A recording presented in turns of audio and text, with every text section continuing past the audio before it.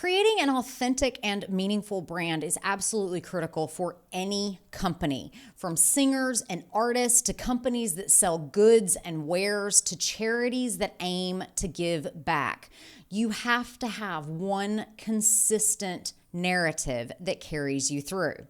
Today, I'll be talking with Laura Bull, a former Sony Music executive who helps artists and individuals to find their authentic brand that they can carry in a meaningful way for decades. After that, I have an amazing chat with Paul Zelizer about how he helps entrepreneurs to craft companies that contribute to the greater good in the world, and how we all can be a bit more aware of the way that our companies impacts the world around us. Let's get started. Welcome to the Lindsey Elmore Show, a podcast that helps you find fulfillment amidst chaos. On this show, I interview thought leaders, doctors, creatives, spiritual gurus, and game changers who inspire you to pursue your dreams, overcome obstacles, and leave your mark.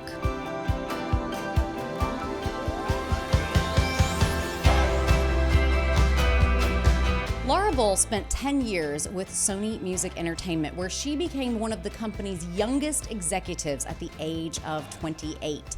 During her tenure, she spearheaded artist development and marketing for globally recognized brands, including Carrie Underwood, Brad Paisley, and Johnny Cash, among hundreds of other artists from Arista, RCA, Columbia, Epic, and Monument Records.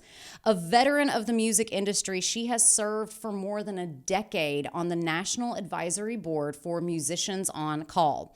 She is an expert who specializes in marketing and transforming people into viable brands by offering insurmountable knowledge to teach others what it takes to become a powerful influencer. Everyone in the marketing arena keeps discussing the power of influencers, but no one is discussing how influencers discover their power and execute that power. Now, she aims to redefine the term influencer by expanding its scope offline, highlighting positive psychology principles in terms of branding, and reveals the proprietary brand matrix to help entrepreneurs discover their authentic and competitive brand. A consultant and speaker, Bull has been an adjunct professor for 6 years, teaching disciplines in marketing and music business at multiple colleges and universities, including SMU's Temerlin Advertising Institute. She has a BBA from Belmont University's Mike Curb School of Music Business and a Master's of Liberal Arts Studies from Southern Methodist University. She currently resides in Dallas with her husband and daughter, and it is my honor to welcome Laura to the Lindsey Elmore Show. Hello, thanks for having me. I am so excited to talk to you today because influencer is like the word everyone is using, but I don't think anybody really even knows what it means or what it is about. So you teach people how to build influencer marketing, but yet you don't have a large following on social media. And so like, how does that all compute? Does this not feel inauthentic to you? It's because I've been behind the scenes this entire time doing it for other people. So I've never even attempted, it never needed to be done on my own self. So I've been building everybody else's millions of following on my own. So everybody under the sun right now is an influencer. So what do you think about the current influencer movement? So there's a couple things. First off, we really need to redefine what that term means, because it is the wild, wild west right now, and nobody's really quantifying anything. They're saying X amount of followers, but that doesn't dictate how well a business is doing. So we really need to look outside of just a follower count. And so really what we need to think about as influencers is not just content creators, although that is a huge segment of the population of influencers, but going back and really look at what an influencer is and what they do. It's all about building a business online and or offline, right? You don't even have to be online. Around and by swaying a consumer, a core consumer, to your own values and belief systems based on a preconceived personal connection with your audience. That can happen on TV, radio, any communication platform, not just social media. And I get a lot of questions about, well, oh, Facebook is so hard for me, or, TikTok doesn't I just don't know what to do with TikTok. And the point about branding is so that you understand what is actually authentic to your brand, because that might not make sense for your business. TikTok might not make sense for who you are as a person and as a public figure. So really my goal is to help people brand themselves so that they can market themselves, which, first step, second step, two different things. Totally. And so what do you see as a successful influencer? Who do you think has been successful in creating an influencer platform? So it's not about how many followers, because you can be just as successful as a local town mayor in how influential you are. And if you really think about influencers, I mean, Aristotle was an influencer. We're still talking about him thousands of years later.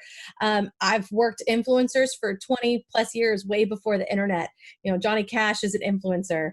He influences a lot of the music that you hear on the radio now. So really it's about long-term longevity and how you can expand your product offerings.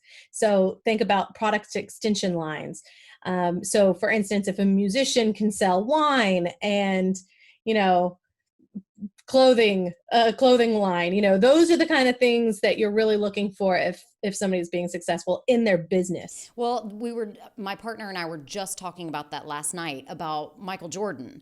Michael Jordan is still making millions off Nike contracts, even though he hasn't played basketball in years and years. And when you said if a musician can sell wine, I was like, yeah, if The Rock can sell tequila, that means he has influence. Absolutely. The Rock is actually one of my go-to examples right now, because he's doing so well on the branding.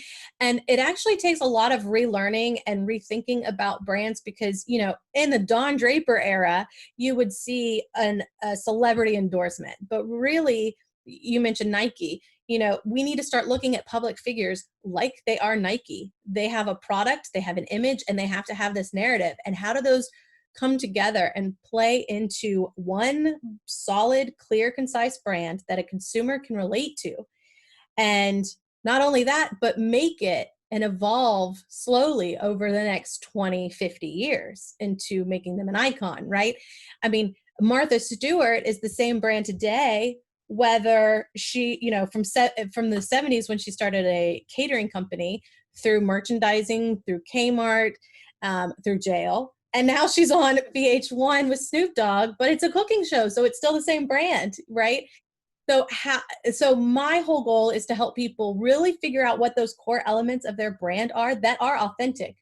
Because we're people, we're not some inanimate object. You have a personality, you have all these traits and these life experiences that a Nike shoe is not going to have, right? So there's all of these factors that come into play that really are super important to get right at the very beginning if you do want it to last for the next 20 years. Okay, so I think that there is the perception that people who have huge social media followings are extremely rich, but then you take a step back, and if you pull back the facade, the Maserati is a rental, the house is an Airbnb, the jewelry is on loan.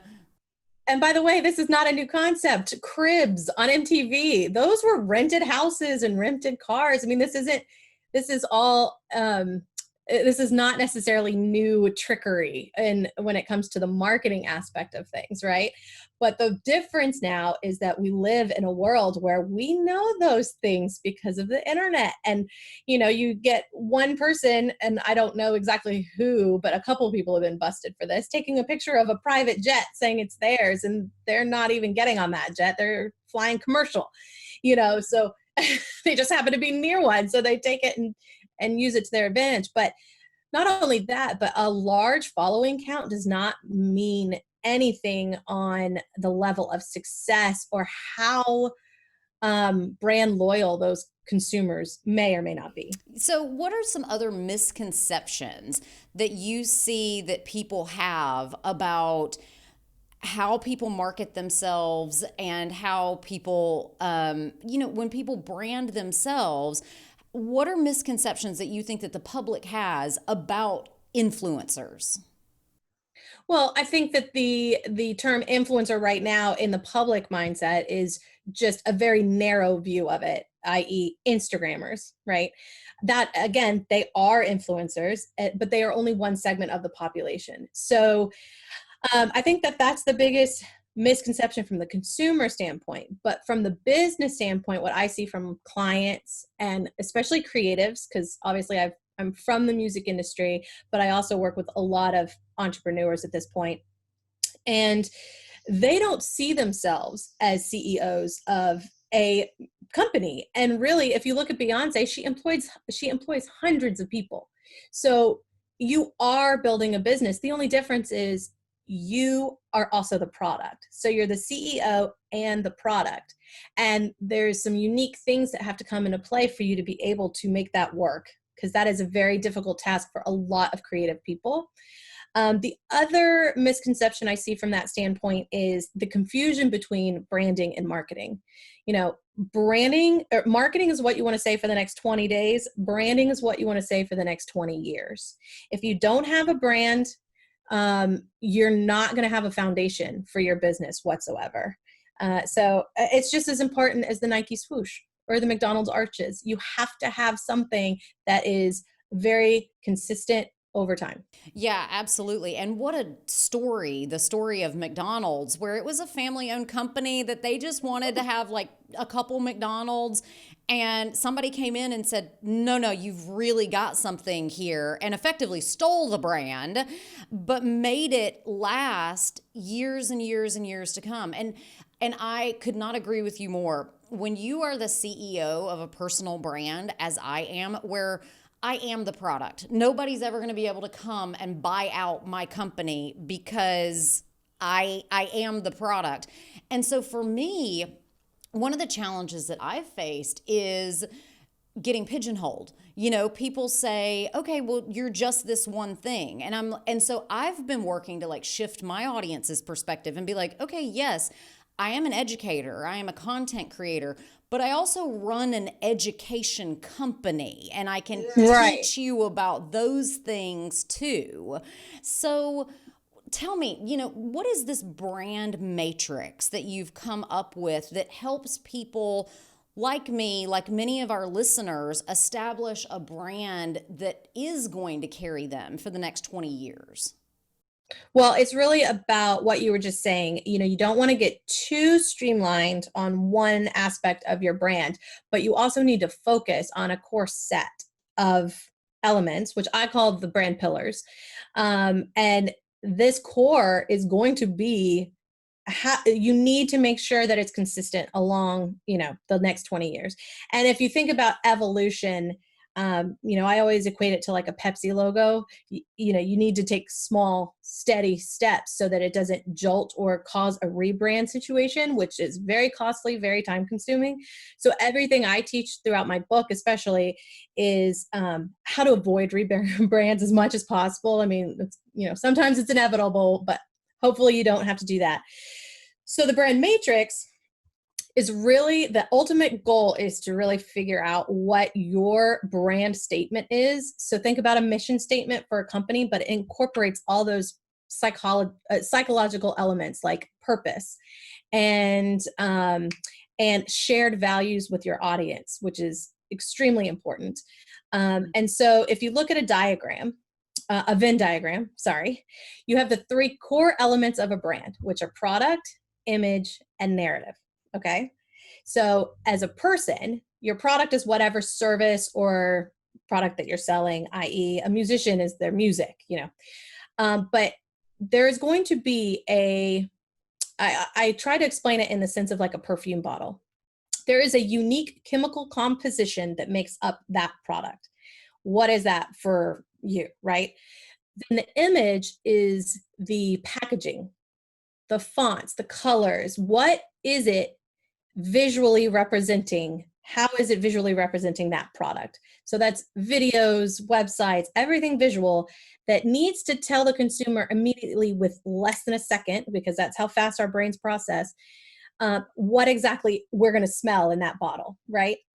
Then the narrative side of things is the messaging. Well, this is where it gets really complicated for people and public figures, because it's really a personality that already exists. It's those traits, it's those lifestyle and life experiences and priorities and all of these things that make us unique humans. Well, that's thousands of things, right? So how do you really make sure that whatever is in that represents that product that you're selling? So all three of these things, where the Venn diagram comes in the middle and that center is the core of the brand. So they have to show up, whatever traits, whatever elements that you're selling, they have to show up in all three circles. Okay. And that really helps a person break down the core elements. So for instance, Taylor Swift, if she wrote blonde in image, right, in the image category, that's not going to equate in music, and that's not going to equate in the narrative, right? So she can dye her hair and it's still the same brand. Right.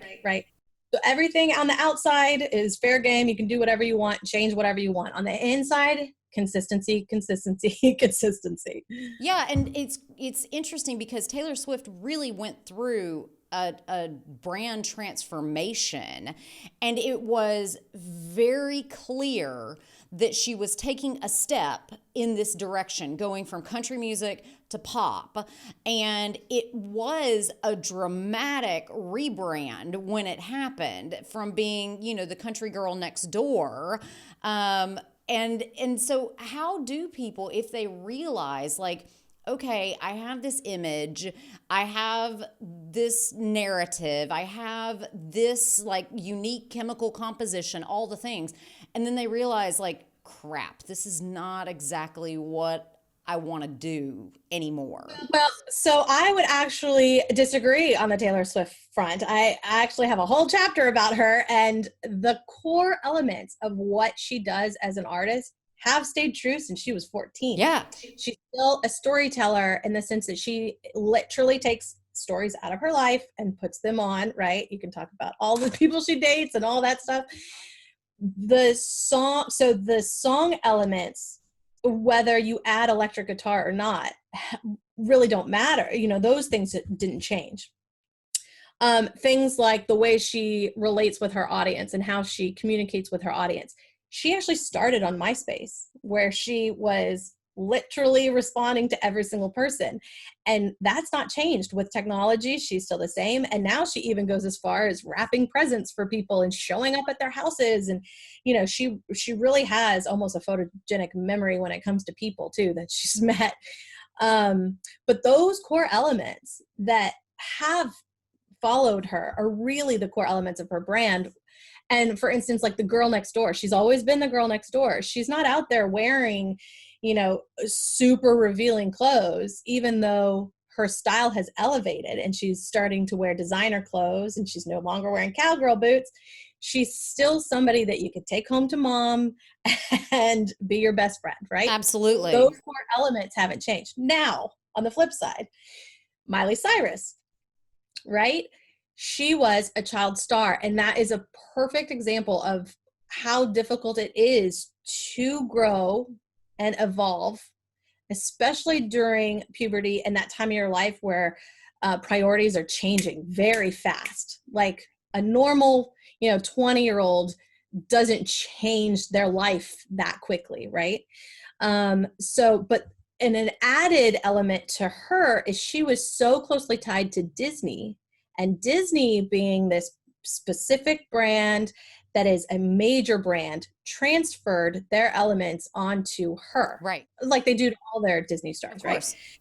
So with Disney's brand, Miley had no choice but to go completely rebrand. But to be Hannah Montana, she had to be that person. Yeah.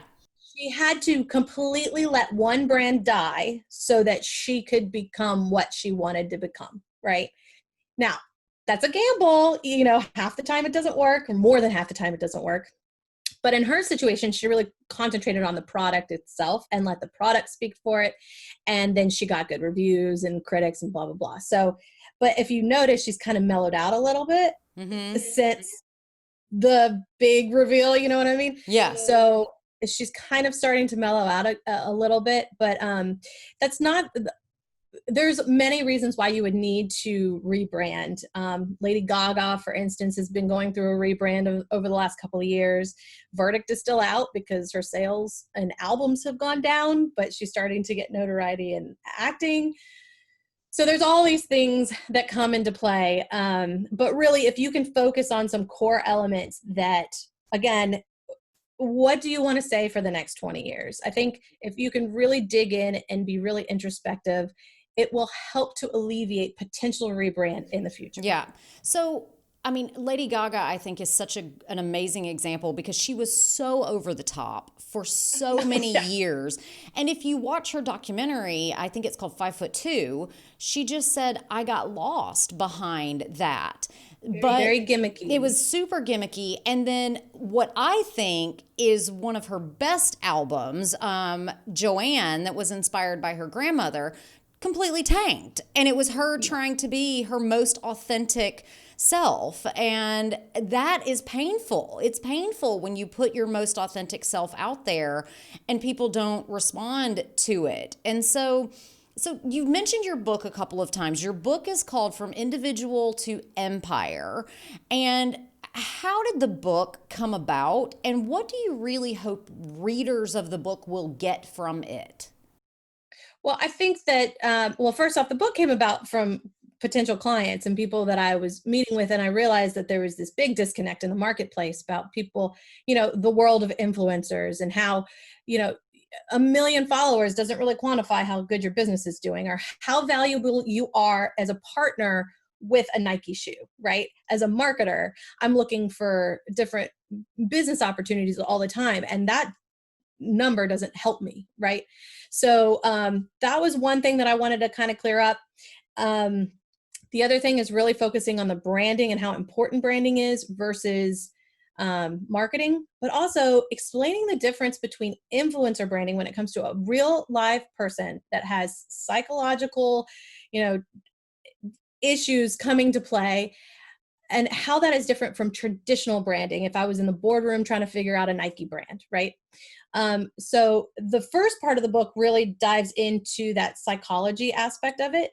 The second part is the brand matrix to explain what exactly is the product. Okay, how do you figure that out? What exactly is your target audience? What exactly is a way to analyze how you're doing with an audience, right?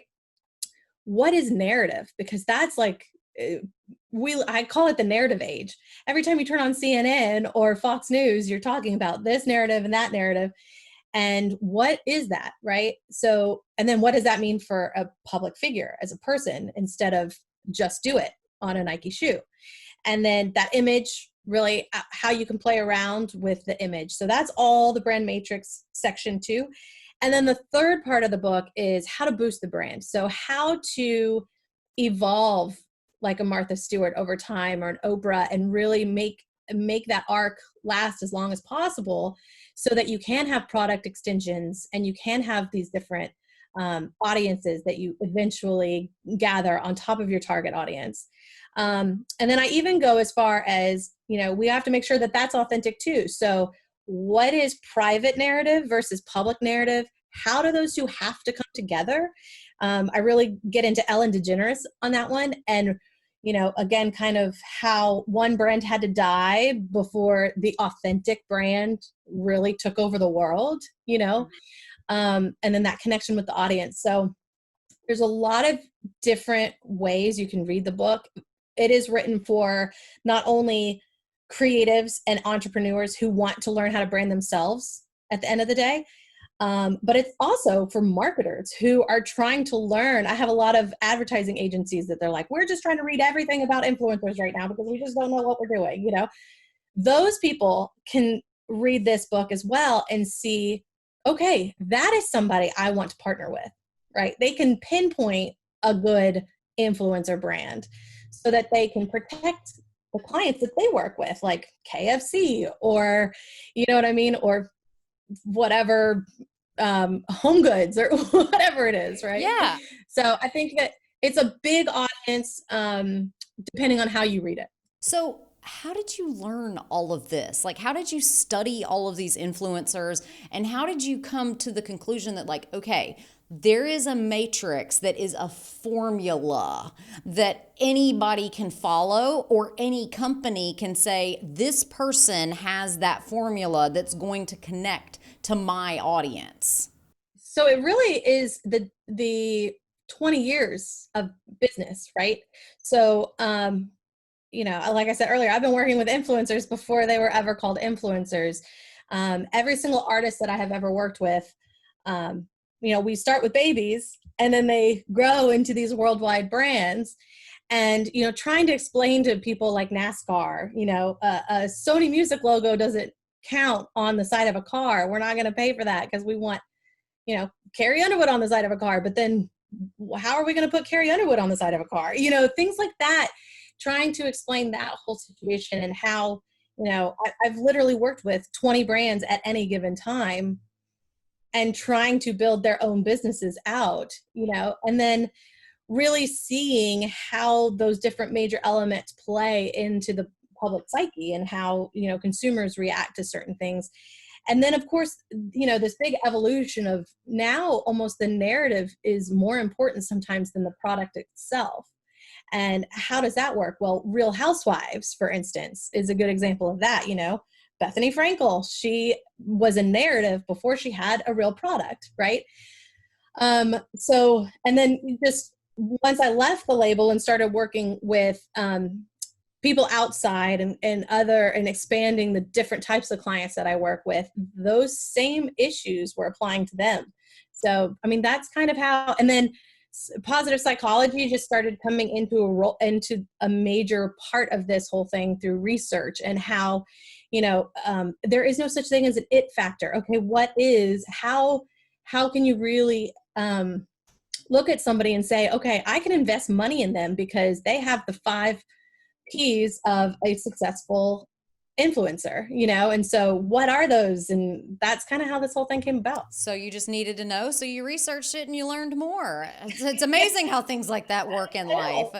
It's funny, it's like the brand matrix was already there after 20 years of doing it, but then the positive psychology and really understanding how that works, because I have talked a number of artists off the ledge in a number of situations. And like you were saying earlier, somebody can't come buy you out, but taking that one step further, if you're unhealthy, your business is unhealthy. You are the product, right? So if you're not taking care of yourself, then you don't have something to sell. Girl, I know that feeling, like, so in depth. I remember one time when I felt so inauthentic in my brand. I was teaching a yoga and meditation class on how to avoid being overwhelmed and feeling like you had too much on your plate. And after I taught that class, I had to take like 3 days off work because I was just like, I'm completely overwhelmed. I'm completely burned out, and I cannot continue this way. Yeah. And so you've mentioned positive psychology a couple of times, and like that healthy has to be a part of the brand. So what does a healthy influencer look like? So the first thing that an influencer really has to be able to grasp, and only the successful can do this, is separating themselves into 2 selves. One being the product. So therefore, being able to step back and view the product and the business and the analysis of that product in the marketplace objectively, and don't take offense to it, right? So you needed to have a little wall in between that, so that you can make business decisions and look at long-term success. But the other side of you is the personal side of you, and really making sure that the healthy side of you takes time out. You still have to live your life to have the experiences that you share in your product, right? So both of these things are like a dance together, and only the successful influencers that I have worked with have been able to create whatever they're going to create, and then also take part in the boardroom and have clear thought out business goals and decisions, et cetera, et cetera. They have to be able to take over their own career and become a CEO of a business. Mm-hmm. So that, I think, is the biggest hurdle that a lot of people have. Oh, absolutely. I absolutely agree. And it is a challenge to, especially like, when you were saying you've got to separate yourself from being the brand versus being the person. Like, I think about somebody like Chrissy Teigen, who has done so well at going from model to now you're married to John Legend to now you've got these two adorable kids, and wait, you wrote a cookbook and you have like, and her life is just so out there.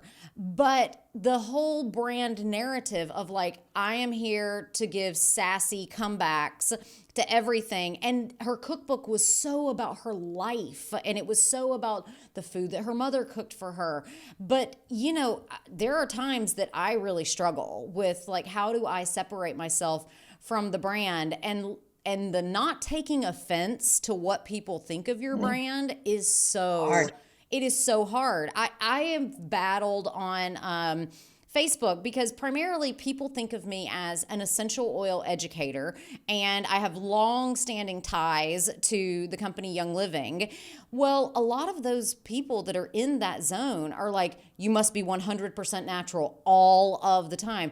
And I've been telling people for years, I don't love all natural hair care. I don't love all natural makeup, but people don't want to hear it. They want to put up that blockade. So when I partner with a company like FabFitFun, which is a company I love, it's exciting for me. People go, wait. And just yesterday, people were asking me, like, did you jump the fence? And I'm like, what fence? I've been telling you this for years. You just don't want to hear it.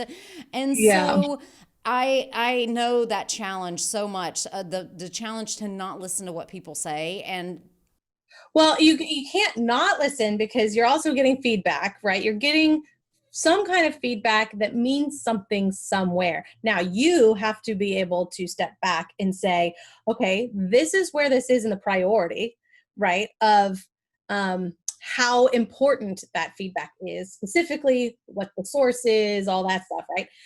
And how it came to you, but also what does that mean for the product itself or what I'm selling? So you still have to have, again, it's like, okay, I have to look at this from a person aspect, but I also have to look at this from a product aspect on, I always harp on no response is still a response. If people are not responding, that means you're doing something wrong within your brand, whether that be product, image, or narrative. There's something off somewhere, and it's just not connecting with the audience. So, it's a very difficult thing to learn.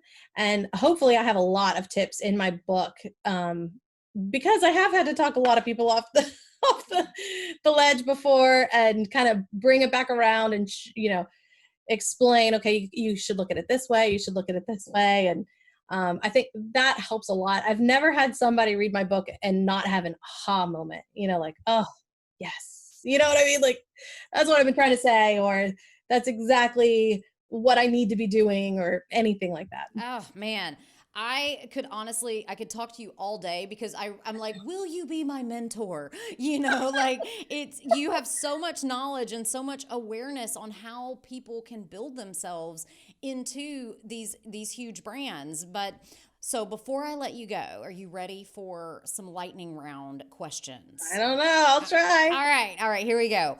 What is your number one strength?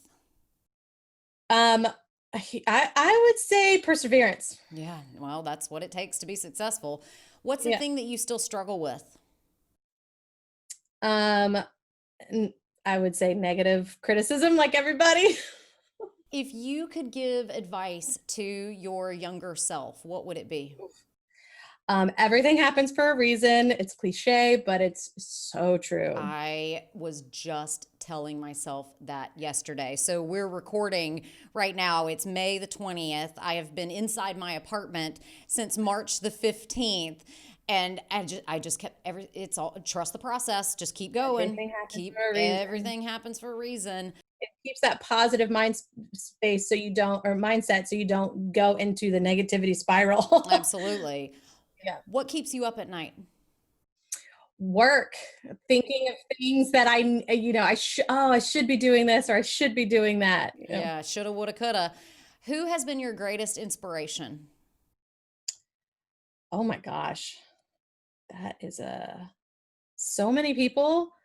Um, oh, that's a hard one. I don't know if I can answer. That's okay. If the I admire so many different people for so many different reasons. So I don't know if I have like one. tell us a couple of them. Um, so people that I've worked with, I respect Miranda Lambert a lot, because she's really had a clear vision of her brand. She's one of those people that I have learned from and the whole branding process. Um, Oprah Winfrey. I don't know. So There's so many. Yeah. Yeah, there's so I actually, each chapter of my book actually highlights a specific influencer, and I love them all. Yeah. So Very cool. Last but not least, God to you is. strength. Oh, I love that. Well, Laura Bull, it has just been an honor, and I am going to go buy your book because I think I need it in my life. I need some aha moments. So go check out her book, From Individual to Empire. It's been such an honor to have you on the Lindsey Elmore Show. Thank you. Thanks for having me.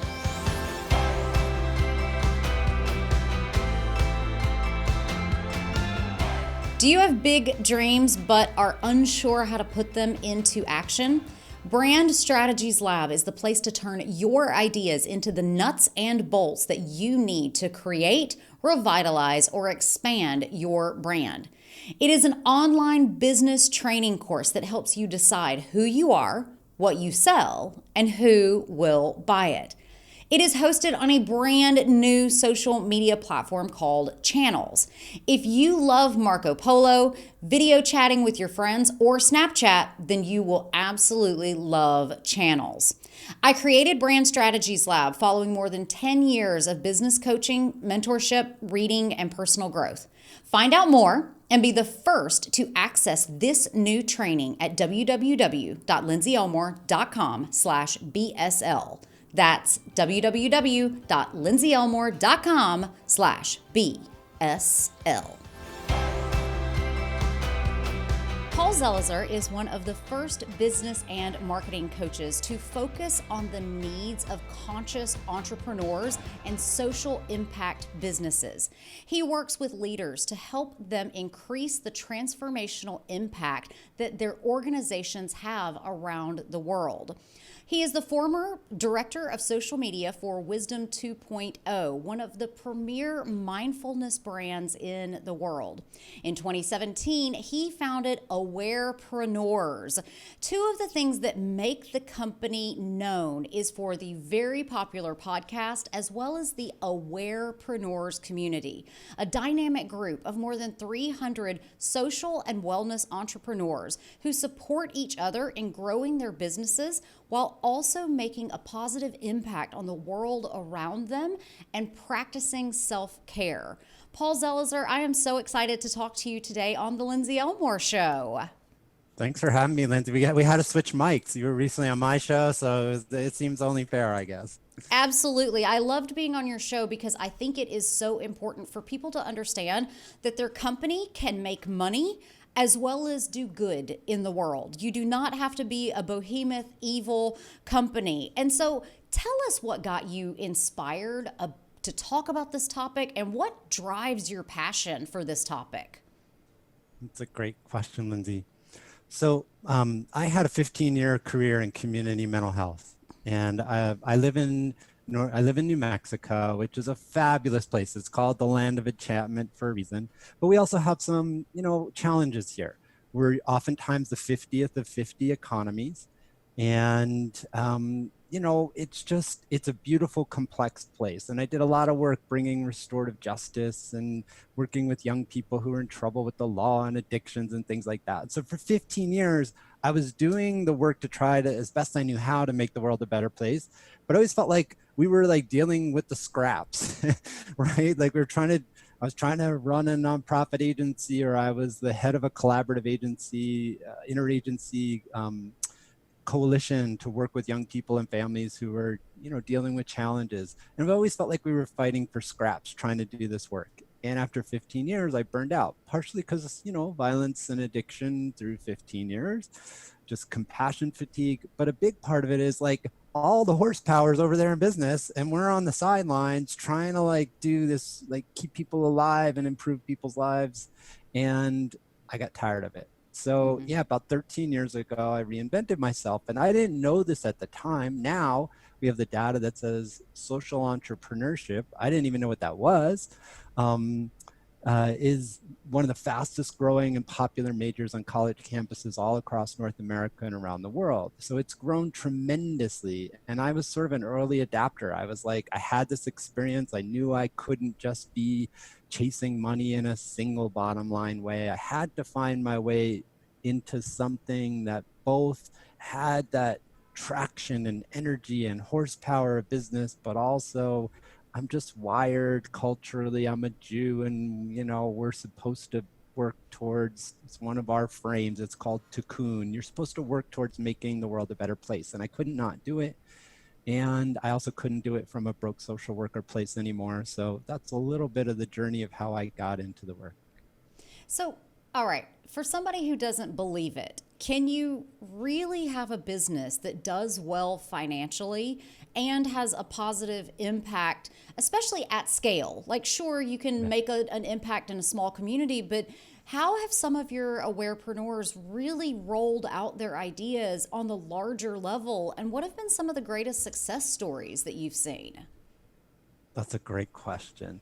First of all, let's just go right to the heart of the matter. Not only can you, but if you want to survive, you want to make money in this economy where we are right now, I would encourage you to pay very careful attention to the way you're thinking about social impact. It is not a nicety.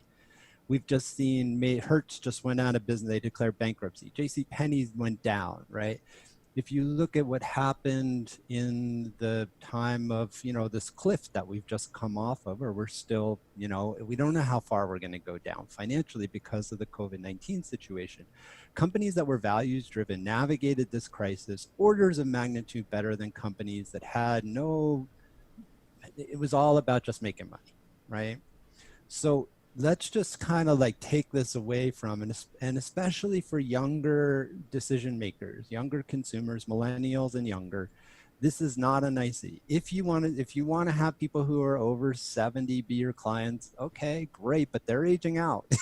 I would encourage you, if you want to have a thriving business into the future, this is the wave of the future, and the companies that are doing well have a very significant understanding of what we're trying to do business-wise, and how the community of people who are purchasing our product and our services perceive us to be making an impact.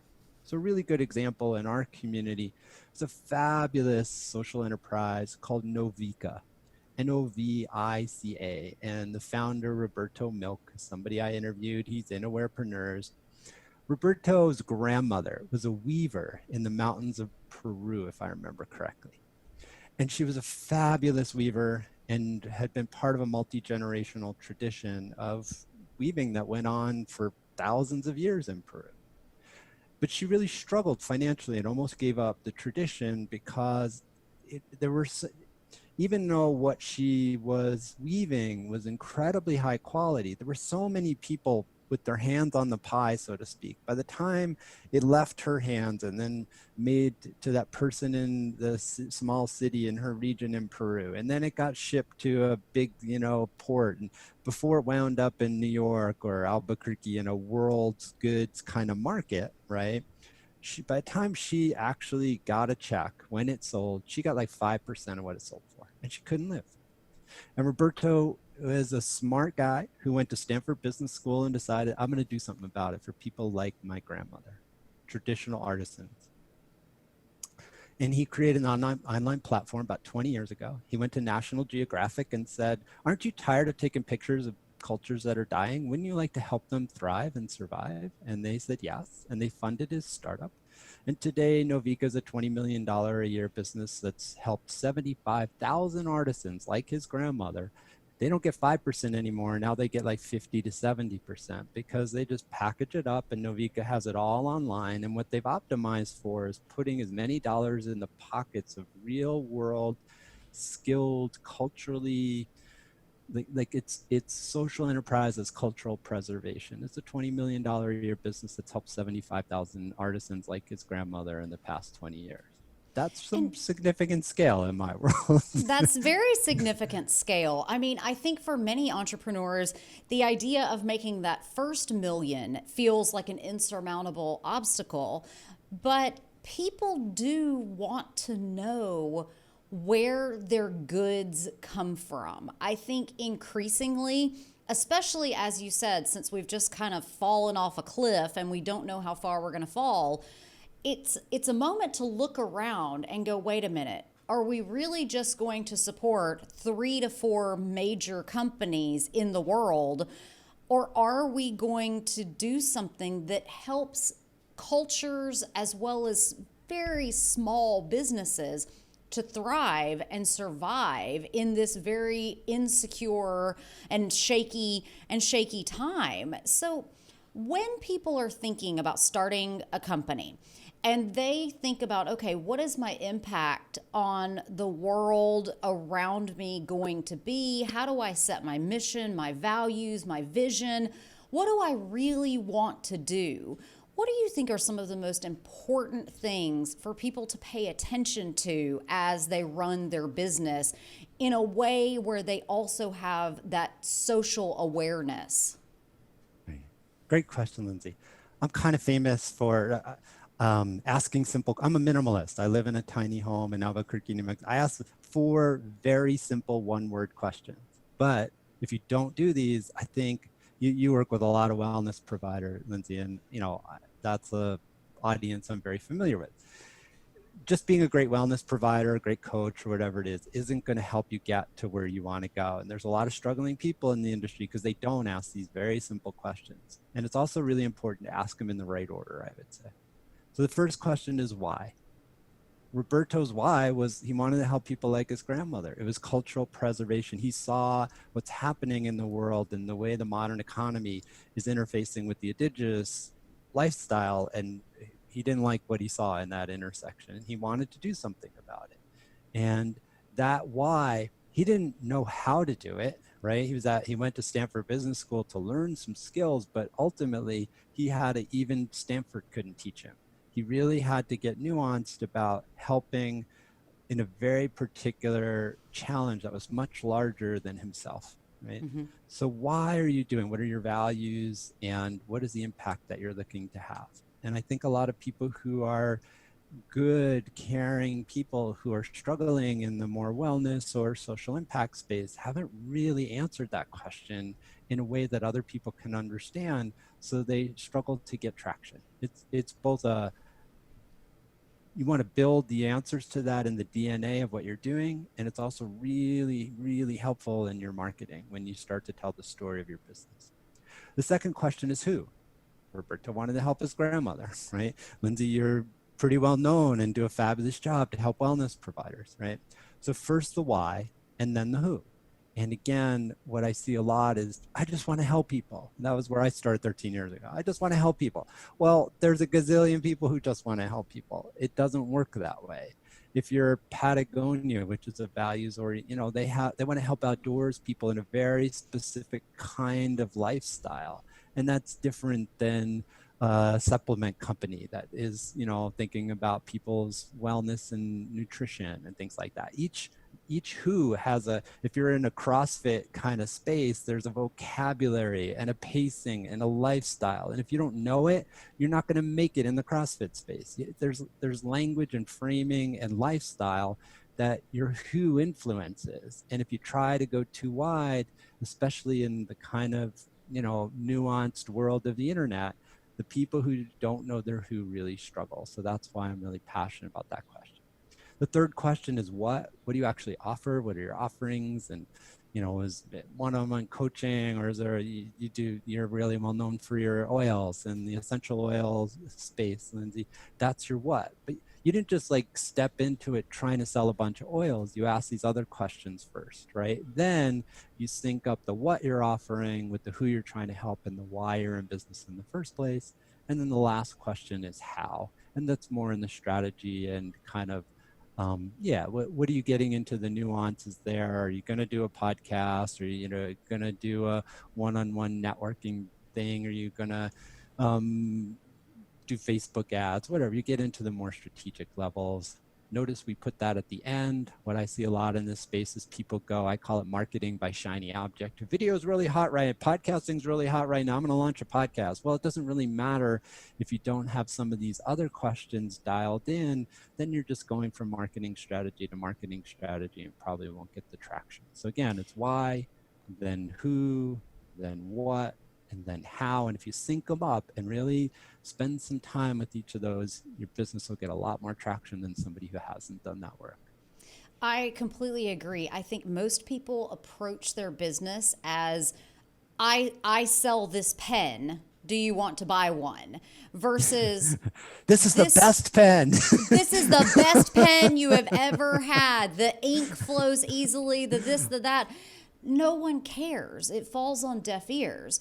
But if you say, we created this pen because we wanted people to have a smoother writing experience, and the ink was crafted by these people, and it will glide across your page with ease. Would you like to buy one? I love what you're saying because it goes right along with my clients that are in Brand Strategies Lab, my business coaching platform. We always read Start With Why by Simon Sinek because you have to, why is what gets you out of bed every day. What you do is just, ultimately what you sell should be, oh yeah, and by the way, we sell pens. But there has to be a story that evolves and that draws people in and makes you want to support your company in a way that you go, wow, I am making a difference in an individual person's life with this purchase. Yeah. So who does this well? Like, what are the differences in the companies that you see that really try to do that cause-driven marketing? They try to start with leading with why, but some people do it really well and are immensely successful and have $20 million social impact businesses, and other people completely fail. What is the difference between those two people? That's a great question, Lindsey. I think there's a genuine resonance. People can feel when we're just kind of putting lipstick on a pig. You ever hear that? Yes, I have. Even large brands now, you'll see people, CSR, corporate social responsibility, right? You'll hear people throwing around the lingo because, if you haven't looked around the world, we're in kind of a poignant moment, and particularly young people know that and are making their purchase choices increasingly with those values, with that awareness. And so the people who aren't doing well are the folks, and it's not about the size of the company, whether it's some major multinational or it's the wellness coach who said, well, Lindsey or Paul or both, I heard their interview and they thought it's supposed to start with why. And they just kind of lightly, kind of like, all right, I got a why. And they do it in 15 minutes, or it's not like deep in their belly and every cell of their being. This is why I'm on planet Earth, right? If you don't get down into that level of resonance, it doesn't matter whether you're one-on-one or you're like some massive, international company that's just kind of like, yeah, we need to check the box. No, that's not what I'm talking about here. And the people for me that have the resonance, oftentimes there's something about what their culture or family values are. I'm thinking of another person in Awarepreneurs, Gaston Martinez. He has a tequila. Actually, it's a mezcal. It's a spirit that, is very handcrafted, and they make it. But he does it because it's a 400-year-old tradition in the city in Mexico where he lives, and it's about creating employment and keeping a tradition going on. And he employs dozens and dozens of people in a small city in Mexico that doesn't have a robust economy. And he wants to share, it's like cultural preservation and social entrepreneurship and economic development. And he tells the story. So they're out there harvesting the cactus by hand, and they put them on the donkey and they walk it over to the factory, and they do, regenerative water things because it's in a desert area, Mexico. He loves that place. He loves the city that he comes from. He's proud of the history. He wants to share it. And when you get this guy in a conversation, he's not just feeding you a line to sell you more mezcal. This guy, like every bottle is his lineage, and he wants his lineage and his people and this joyful tradition of a very particular kind of very smoky handcrafted mezcal. He wants to share that, whereas most Americans might be more familiar with tequila that is more mass produced. What he's doing when he opens his mouth, this guy's not feeding you a lie. It, right? Every cell in his being is alive with that story, and he knows every person that touches every part of the process of making that mezcal. You can't fake that. You just can't. Yeah, you cannot fake your story. I mean, for me, I encourage entrepreneurs to do what's called the 7 levels deep exercise. And it's like, okay, well, what is important to you about being successful? And why does that matter? And why does that matter? And why does that matter? And I know for me, I have learned over the years that if I am not being authentically myself in all that I do, it's not worth it to me. It's not worth it. And that's going to mean that some people don't like me because they don't like what I have to say, but it's okay, because I know that when I get down to what drives me and why I do what I do, it's because I believe that health and wellness should not be easy. It should not be hard. It should not be unattainable. It should not be expensive. And science should be easy and understandable. And I'm here to empower people to say, I'm going to take control of my own health. And if I can't do that day in and day out, it's not a project I want to work on. It's no fun. Yes. I think when you have that really clear-cut why, it allows you to make better decisions. Have you seen that in any of your Awarepreneurs where they get, if you've got a $20 million company, people are pursuing you all the time for this, for that. Yep. And learning to say no is tough. So how can establishing a really clear-cut why help you to make better business decisions? That's a great question. I would also why, and again, remember who. Those two, right? So why includes an understanding of one's values. It's kind of baked into the question, right? And I've done a lot of work on that myself. Like, what are my values? And then who am I here to serve? And sometimes something will come in and it's just, I don't know what your experience is like, Lindsey, but for instance, Awarepreneurs, one of the things we're known is our podcast. We now publish twice a week. When COVID-19 hit, we saw 400% increase in the number of people who are pitching us for the podcast. Podcasting is hot right now, right, in the world. And there were great stories there, but there's a lot of stories there that don't have the kind of social impact. A lot of leadership. I just came out with my new leadership, development book. And it sounds like it's a great leadership, but it sounds like every other leadership development book that's been written in the past 50 years. No, sorry. Even though you may be somebody who's making $1 gazillion and you have this massive social media presence, on one level, it might be good for my business and Awarepreneurs if I said yes, because that person has a huge audience and it would go out. But no, the values match isn't there versus, one of the things we do as Awarepreneurs, if I have questions about our podcast, about a particular guest, I go to the community. And I went to the community yesterday and there was this young woman, she's 18 years old, right? And she wrote a book about reinventing high school. She just graduated, she's going to an Ivy League school, and she's really passionate about social entrepreneurship and activism and having young people understand that there's hope and that they can be proactive in their education to prepare themselves for the world that exists, not what high school was invented, which was like put people in automatron positions, whether it was in a factory or in a large company. one of our measuring sticks for whether somebody is going to be on the podcast or not, we call it market tested and already transforming many lives. It's literally right in our intro. She's just out of high school. It isn't quite market tested yet, but she's young, she's smart. And I went to the community and I said, I think we should make an exception. What do y'all think? And everybody was like, hell yes, right? She's young, she's smart, and this is a conversation that needs to happen. We're concerned about our young people and what they're getting trained, and when they look ahead to what their professional options are. And she's doing the work in a place that we feel values align. So she doesn't have a massive platform, and she doesn't yet have a $20 million company, but it's dialed in perfectly to fit our values. And we fast tracked to get her. The community was like, get her an interview as fast as you possibly can, Paul, because that is one of ours, right? And we say no to people who make a hell of a lot more money. And as of yet, she's going to be a rock star, and we're going to help her because the values are aligned. And we're going to get her in the community and on the podcast, and we're going to do everything we can to help her rock with her new book launch because the values are there.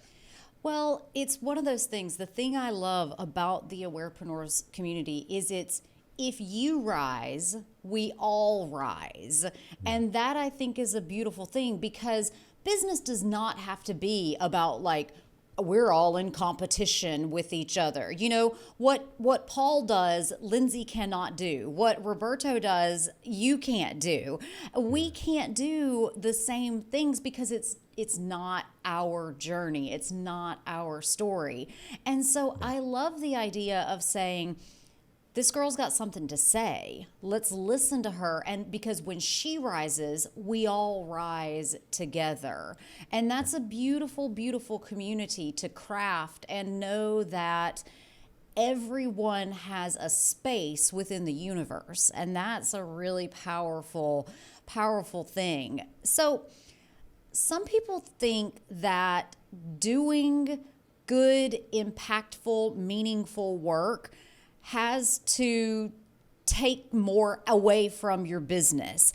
And so does it really truly take more work to create a company that has a valid social impact, or is it just something that you can bake into your values? It's a great question, Lindsey. I think it depends. If it's an afterthought, it's a hard slog, right? Because you basically have this entire infrastructure that has no deep syncing up. It's almost like you have an engine and a drivetrain. If we were using a car or a train or a plane, you have an engine and a drivetrain that has nothing to do with social impact. And then you're going to like launch something else, another whole, it's a car with 2 or 3 engines and 2 or 3 drives. It's going to be heavy and clunky and expensive to maintain and burn more gas. That's how most people approach social impact. It's this afterthought, and they're hesitant to go back. If you didn't start with this, that's totally fine. But I would encourage you, and it actually harms you to pretend you're doing it. The social impact space and young people and folks who are in this space, they know. So don't do it as a like add-on. I'm going to build another engine and another marketing funnel and another whatever. Like if you do it well and you really go down into the DNA of your company and it's baked into your why and your who and your what and your how, your marketing strategies and all that, then you get more traction it's like a hybrid car. You put a gallon of gas in and suddenly you're traveling 120 miles instead of like this big inefficient SUV that gets 8 miles a gallon, right? So it depends on how you approach it is what I would say about that.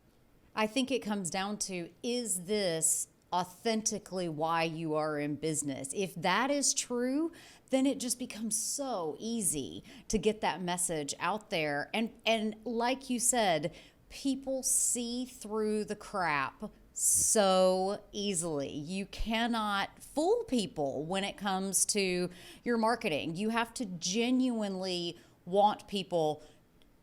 I tell my clients, you only want the people who genuinely value who you are, why you do business, and what you sell. Because if they're not, then who cares if they're paying you money? It doesn't matter at that point. Right. So I encourage all of our Yes. listeners, as Paul mentioned, I was on his podcast. You can listen to the Awarepreneurs podcast everywhere that you listen to podcasts. And I encourage you, if you are an entrepreneur who would like to give back and collaborate with a community of people that are all driven to start with that why, start with that who, and make a difference, join the Awarepreneurs community where you can support each other in growing your businesses, increasing positive impact, and really taking care of yourself and avoiding that compassion fatigue like Paul mentioned. Burnout is hard. Ouch. I will share with you, I remember one of the times that I was the most inauthentic that I have ever been. I was at the end of my rope, frazzled, stressed, exhausted, Yeah. and I hosted a yoga meditation evening, and it was meditation to help you avoid burnout. Oh no, ouch. Ouch, right? Right? I did it, and I was basically in bed for the next 3 days and was just like, I can't work. I cannot post on Instagram. And so I think that, Paul, you're leading a change that is amazing and powerful. And I hope that all of our listeners will check out where they can find out more is www.awarepreneurs.com. It's just like entrepreneurs, just with the word aware in front of it. And you can check out Paul personally at www.paulzelizer.com. Paul, thank you so much for being on the Lindsey Elmore Show. Thank you so much for having me, Lindsay, and everything you're doing. It's great work. The Lindsey Elmore Show is written and produced by me, Lindsey Elmore. Show segments are produced by Sue Procco and Kelsey Lorman. Production design, sound design, and editing is by Jive Media. If you have a question about this or any other episode of the podcast, send us an email to hello@lindseyelmoreshow.com. And hey, since you're still here, take a moment to subscribe, rate, and review this podcast. And while you're at it, go over and follow us on Instagram @Lindsey Elmore Show. This helps us bring the pod to more people.